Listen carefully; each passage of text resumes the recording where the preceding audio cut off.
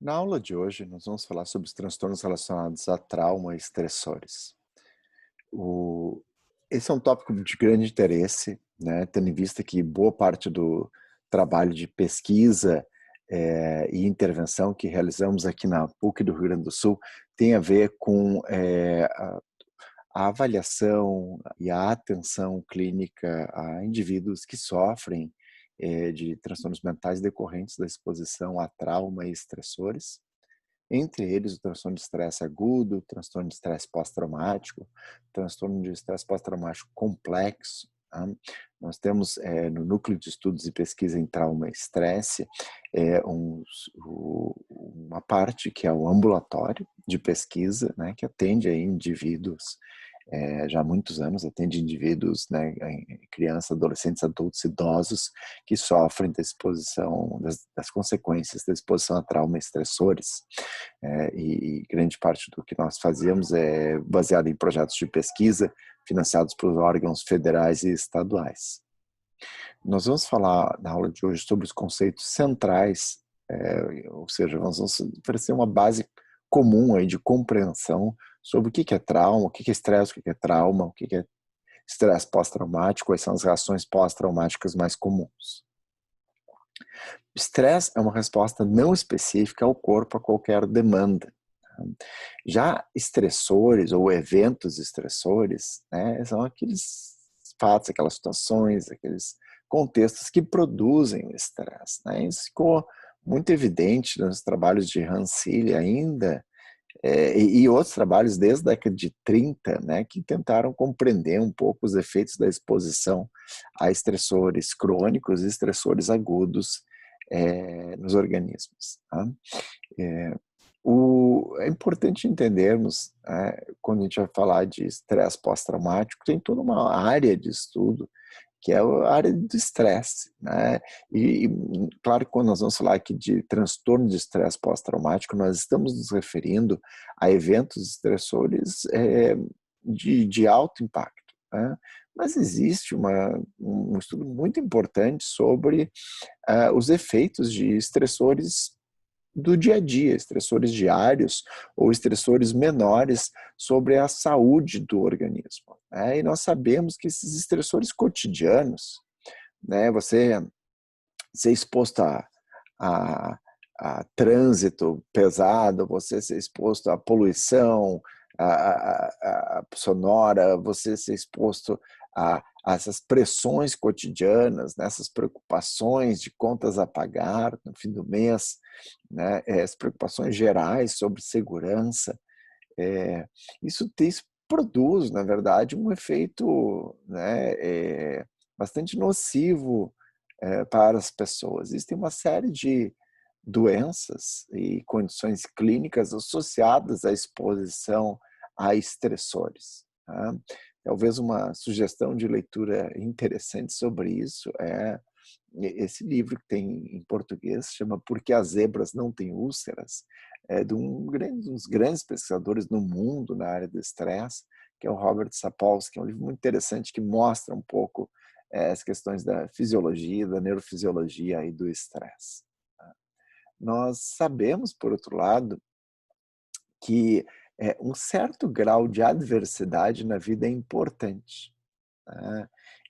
Então tem esse ditado aqui, né, que, eh mares tranquilos nunca produziram marinheiros habilidosos, né, sugerindo que, na verdade, algum grau de adversidade, de enfrentar situações adversas na vida é importante do ponto de vista de nós desenvolvermos aqueles recursos, fisiológicos, mas também emocionais e, né, cognitivos para lidar com isso, né, para enfrentar isso, né. Então tem toda uma área aí, importante, né, que a gente também, não pode negligenciar no quando a gente estuda estresse, né. Estresse tem muito a ver com esse equilíbrio dinâmico, né, esse equilíbrio dinâmico entre, a percepção, né, essa mediação que o organismo faz sobre a percepção, em relação às demandas do ambiente, que podem então ser vistas de várias maneiras, e os recursos internos e externos, né, que o organismo, que as pessoas têm para lidar com estas demandas. Dito isso, tem toda uma área, né, que nós chamamos de estresse positivo, quando essas demandas são percebidas, né, como menores do que a minha capacidade de lidar com elas, né, com os meus recursos internos ou externos. E essas demandas, então, são percebidas como desafios. Vamos imaginar aqui uma prova, né, no fim do semestre, por exemplo. Né? Se eu assisti às aulas, eu me preparei, eu estou aqui, né, me sinto desafiado né, me sinto capaz de enfrentar e desafiado a lidar com essa situação. Por outro lado, algumas demandas, né, excedem as capacidades, né, ou a capacidade do organismo de lidar com elas. Né? E aí nós temos uma percepção disso como uma ameaça. E é aí que nós entramos no lado mais negativo do estresse. Tá? Quando nós falamos, então, de estresse pós-traumático, normalmente nós estamos nos referindo à exposição a eventos estressores, né, que ameaçam a integridade física. Nós vamos depois, na aula seguinte, discorrer um pouco sobre os critérios diagnósticos, né, do transtorno de estresse pós-traumático, mas vamos falar um pouquinho sobre a questão dos estressores. Nós sabemos que alguns estressores são muito frequentes. Por exemplo, você ser exposto a um acidente automobilístico, né? É um estressor, aqui nessa barrinha amarela, relativamente, desculpa, na barrinha vermelha, que é a prevalência do trauma, né, a prevalência do estressor, é um estressor relativamente frequente. Mas, na barrinha amarela, vocês podem ver que a maior parte das pessoas não desenvolve transtorno de estresse pós-traumático após ser exposto ou exposta, né, a um acidente automobilístico. Tá? Então, a prevalência de TEPT, que é a barrinha verde, ela é baixa. Tá? Por outro lado, você sofrer estupro, o estupro é um evento estressor mais raro, bem mais raro, do ponto de vista da prevalência disso na população, mas, se vocês olharem a barrinha verde, vocês vão ver que, né, que uma parte importante das pessoas que são estupradas acabam desenvolvendo transtorno de estresse pós-traumático, entre outros transtornos mentais. Tá? Então, aqui tem algo do risco condicional do desenvolvimento do transtorno. Nós sabemos também que o número de eventos traumáticos, então a exposição cumulativa, né, quanto maior o número de eventos traumáticos aos quais o indivíduo é exposto ao longo da vida, isso tem a ver com a prevalência do transtorno, tem a ver com o início do transtorno numa idade mais jovem e tem a ver com um prejuízo maior do ponto de vista social ou ocupacional. Existem diferentes modelos para compreendermos aí o transtorno de estresse pós-traumático. Eu vou aqui mostrar um modelo mais geral para a compreensão dos efeitos de uma exposição a eventos estressores na infância, que é os maus tratos na infância. Tá? Esse aqui foi um trabalho, o Rodrigo Grassi e eu, colaboradores, desenvolvemos há algum tempo atrás, é um modelo teórico em relação a como ocorre, de uma forma bastante breve, né? Você tem aquela exposição inicial na vida, né? Exposição inicial ao life stress, né? Exposição inicial ao estresse na vida, estressores na vida. Isso modifica, né, a nossa biologia, né, de diferentes aspectos, diferentes sistemas, inclusive o sistema nervoso. Isso leva a um curso de neurodesenvolvimento que direciona, né, o nosso desenvolvimento cognitivo, tá? E isso também altera, né, a nossa resposta, inclusive altera em alguns aspectos, né, numa área de estudo que chama epigenética, a nossa resposta aí a estressores e a exposição a estressores. Tá? Ao longo, então, do curso do desenvolvimento, né, o indivíduo, então, na infância e depois da adolescência e vida adulta, né, vai acabar apresentando, né, pode acabar apresentando um curso de mais desadaptação, de mais adoecimento. E aí, né, pode ou não haver exposição a outros estressores, né? Isso ocorre com alguma frequência nos nossos pacientes ali no ambulatório do NEPT, nós vemos com muita frequência a exposição a estressores ao longo da vida, desde a exposição a estressores na infância, mas também na adolescência e na vida adulta. Isso leva, então, a um curso de adoecimento, né? Isso interfere aí na sensibilidade, na reatividade ao estresse e leva a um curso de adoecimento, inclusive, do ponto de vista de não só físico, como havia detalhado anteriormente, mas também do ponto de vista de doença mental. Então, vários sistemas no nosso corpo são afetados pela exposição a estressores. Então, o sistema imune, né, sistema reprodutivo, sistema nervoso, e é claro que quando nós olhamos para um nível, né, de análise, que é o nível dos processos cognitivos, que é onde a gente está mais interessado aqui, em entender isso ao longo desse semestre, então, no nível de análise dos processos cognitivos, no nível da mente, nós não podemos, né, ignorar o que se passa em níveis mais básicos do ponto de vista do nosso sistema nervoso, que é o substrato para o nosso processamento mental, e de alterações que ocorrem, estão associadas em outros sistemas no nosso corpo. Então, é muito importante não perdermos isso de vista na discussão ao longo desse semestre. Sabemos que a exposição a eventos estressores traumáticos ela vai impactar o neurodesenvolvimento. Esse impacto ele é seletivo, né? Ele não é um impacto geral, né? E como eu detalhei na aula sobre maus tratos e cognição, né, a exposição a eventos estressores traumáticos na infância e adolescência pode levar a alterações aí do ponto de vista da neurocognição.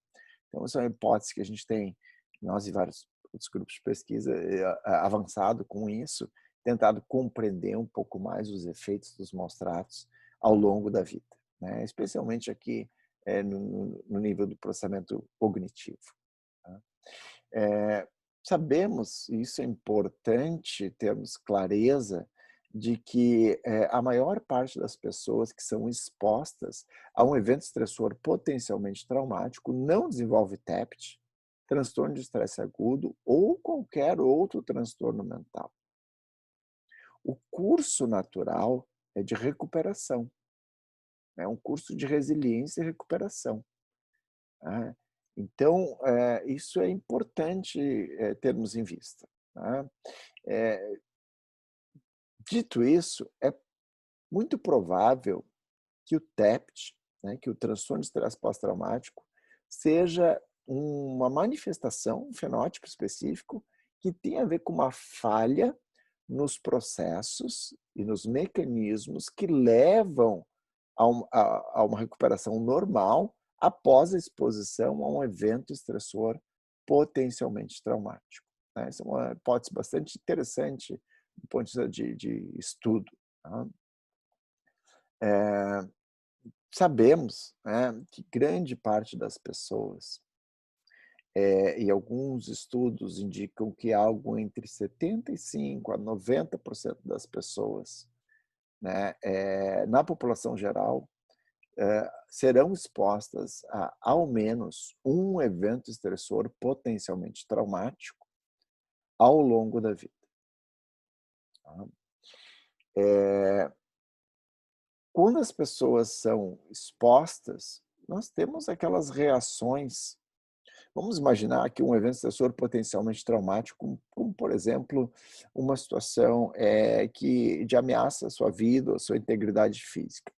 Vamos imaginar, você está aqui numa parada de ônibus ou você está entrando no carro e vem um indivíduo, né, com uma arma, né, aponta a arma para você, para o seu rosto, e diz para você dar a carteira, o celular, senão ele vai lhe matar, vai lhe dar um tiro.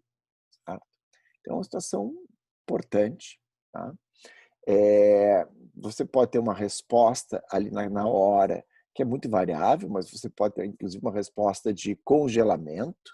Né? Nesse contexto aqui, você pode ter uma situação de respostas dissociativas, você pode ter uma experiência intensa de medo, de horror, de desespero. tá? E você tem reações que são comuns e que vão ocorrer nos primeiros dias, até mesmo durar algumas poucas semanas. Aqui estão didaticamente divididas em reações emocionais, como, por exemplo, choque, medo, raiva, luto, ou mesmo vergonha, culpa. Reações cognitivas, desorientação, dificuldade de concentração, prejuízos em memória. Tá? Reações físicas, fadiga, tensão, taquicardia, náusea, né? Essa resposta de sobressalto, e reações interpessoais, ou que se evidenciam do ponto de vista das relações interpessoais, né? Você pode experienciar irritabilidade, você pode ter uma sensação, uma necessidade aumentada de isolamento, reclusão, você pode experienciar maior desconfiança, uma necessidade de controle exagerado. Estas reações, elas normalmente duram alguns dias e algumas semanas, são reações comuns. E essa figura aqui nos ajuda a entender o que é o curso típico de ajustamento, né, frente a uma exposição a um evento estressor potencialmente traumático. Né? Aqui nós temos a passagem do tempo, os 3 primeiros dias, dos 3 primeiros dias ao primeiro mês, após o primeiro mês. E aqui nós temos, né, um gradiente aqui de prejuízo, baixo prejuízo no funcionamento, alto prejuízo, muitos sintomas, né? Então, o que nós observamos, né? Nos primeiros dias, né, em geral, há muito prejuízo. Há muitas reações, muitas dessas reações estão presentes. Mas com a passagem do tempo, isso vai diminuindo, né, e segue reduzindo ao longo do primeiro mês. Bom, isso é importante porque nós precisamos entender aqui, como eu disse anteriormente, que a maior parte das pessoas vai se recuperar. Isso não quer dizer que elas não tenham reações agudas nos primeiros dias. Normalmente tem, mas isso significa que essas reações são transitórias. Que se nós não fizermos absolutamente nada, estas reações vão diminuindo em frequência e intensidade. Tá? De tal maneira que ao final do primeiro mês, você lá pode se lembrar de um mês atrás, quando você foi assaltado e que foi uma experiência muito ruim. Mas a sua vida seguiu o curso normal, você retomou suas atividades, suas relações interpessoais, né? Você não tem maior, essas reações não estão mais tão presentes, mas fica lá uma lembrança de algo ruim, desagradável, levar o seu celular, sua carteira, você, né, sentiu medo. Tá?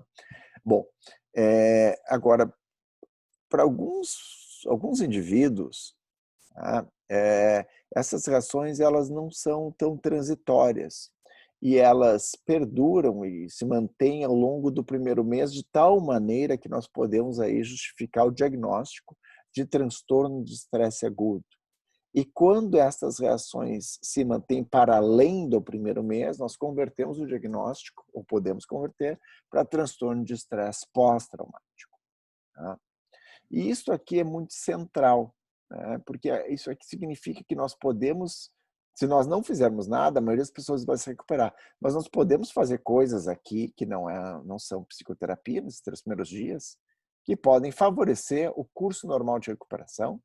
Nós podemos fazer coisas que podem não ter efeito algum e coisas que podem, inclusive, agravar e dificultar as pessoas se recuperarem. Né? Aqui nesse primeiro, né, no primeiro mês, para o estresse agudo, nós podemos ter intervenções do tipo psicoterapia e para o estresse pós-traumático também. Então, essa é uma figura muito central aqui quando nós pensamos, né, no curso de ajustamento à exposição a traumas estressores. Nós sabemos também que tem muita variabilidade aqui, né? Nós podemos ter aqueles indivíduos, e isso é o mais comum, que tem um curso de recuperação e resiliência, né? Indivíduos, então, que têm mais reações no início, né? E com o passar do tempo vão se recuperando, ou menos reações, e se recuperam. Nós podemos ter indivíduos, então, é algo menos comum, que tem menos reações, poucas reações no início, né, no primeiro, até o terceiro mês, e depois vão ter uma resposta emocional, uma resposta de sintomas mais aumentada. Tá? Isso tem a ver com um diagnóstico específico. E nós temos aqueles indivíduos que seguem um curso crônico, e são aqueles indivíduos que têm, né, maior respostas, né, e seguem, essas respostas não são transitórias, elas seguem se manifestando ao longo do tempo e justifica, então, o diagnóstico do ponto de vista de doença mental. Tá?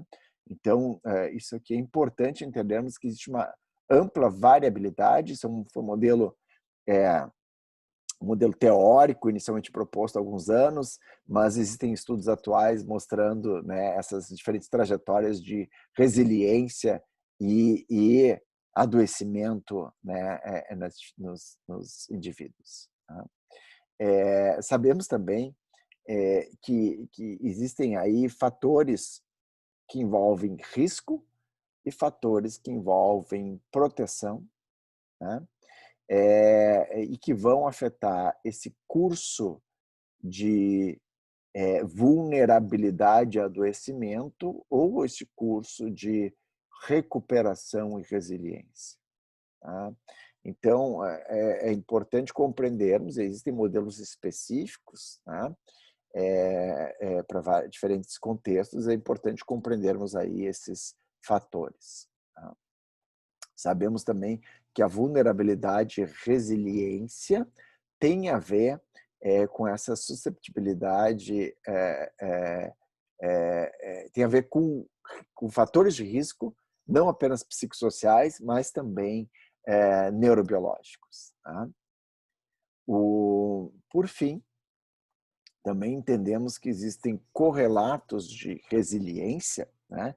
Eu comentei, né, e parte da aula de hoje tem a ver com essas questões mais de adoecimento, né, que é o nosso foco aqui no semestre, mas existem aí correlatos psicossociais de resiliência, por exemplo, na vida adulta, né, você ter emoções mais positivas, você ter uma resposta de coping mais adaptativa, você ter estratégias cognitivas de reavaliação, né? Nessa reavaliação cognitiva, você ter apoio social, né? E você conseguir extrair um sentido, um significado e ter um senso de propósito na vida após a exposição a experiências adversas. Tá?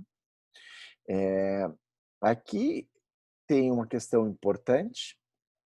Por vezes é difícil diferenciar nos primeiros dias, nas primeiras horas, né, aqueles indivíduos que vão seguir um curso de recuperação, ou indivíduos que eventualmente vão entrar num curso de adoecimento, né, mas existem alguns sinais e sintomas importantes que podem ser considerados já nas primeiras horas. Né?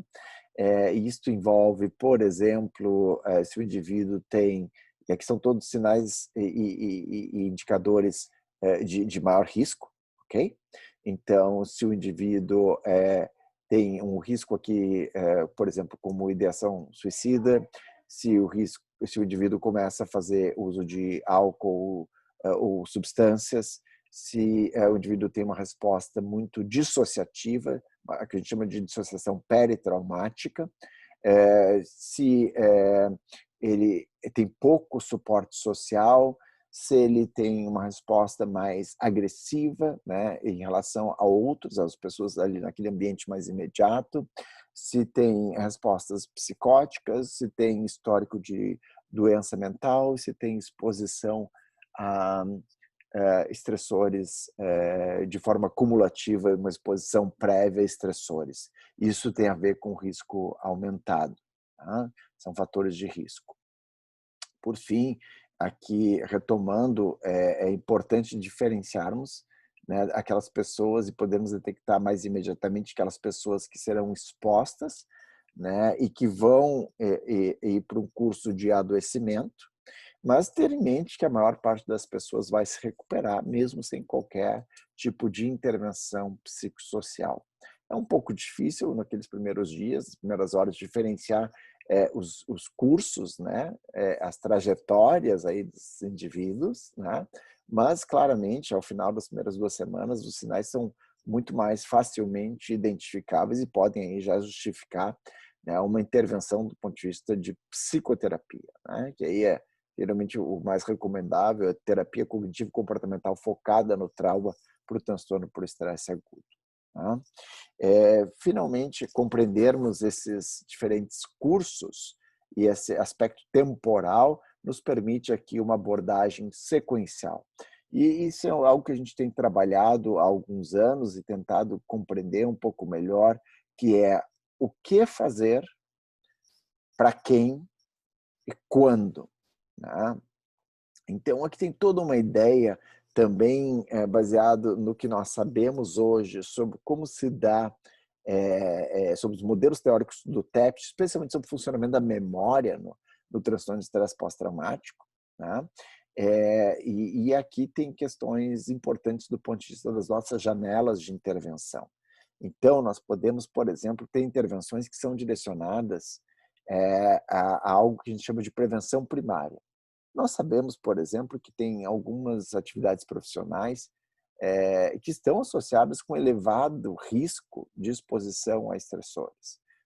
Por exemplo, o pessoal que trabalha na SAMU, ou bombeiros, ou pessoal que trabalha com segurança pública, né? Então, policiais, eh, entre outros, esses são indivíduos extremamente em risco para exposição a eventos estressores. Então, nós podemos ter intervenções, né, do ponto de vista laboral, aqui organizacional, podemos ter intervenções primárias, né, do ponto de vista de prevenção, antes que esses indivíduos sejam expostos a eventos estressores, sabendo que eles têm um risco elevado para essa exposição ao longo da vida. Ah, e aqui nós podemos ter aqui intervenções destinadas aqui ao aumento na capacidade de resiliência e nos mecanismos que levam à resiliência, né? Então isso é algo super interessante, né? Nós podemos ter também aqui o que a gente chama de prevenção secundária, que é imediatamente após a exposição ao trauma. E aqui nós temos estratégias de primeiros socorros psicológicos, primeiros cuidados emocionais, que são muito interessantes também. Não é psicoterapia, mas é uma intervenção psicossocial, né? E depois nós temos a TCC focada no trauma para estresse agudo, a TCC focada no trauma para estresse pós-traumático. Então nós temos hoje, se nós compreendemos, né, qual é o curso esperado aqui nessas diferentes, nessa variabilidade aqui de respostas à exposição a traumas estressores, nós podemos aqui pensar num conjunto interessante e ferramentas interessantes do ponto de vista de intervenção psicossocial. É, espero que vocês tenham apreciado um pouco os conteúdos da aula de hoje. Nós vamos falar na próxima aula sobre os critérios diagnósticos e depois sobre os modelos psicológicos nos transtornos relacionados a trauma e estressores.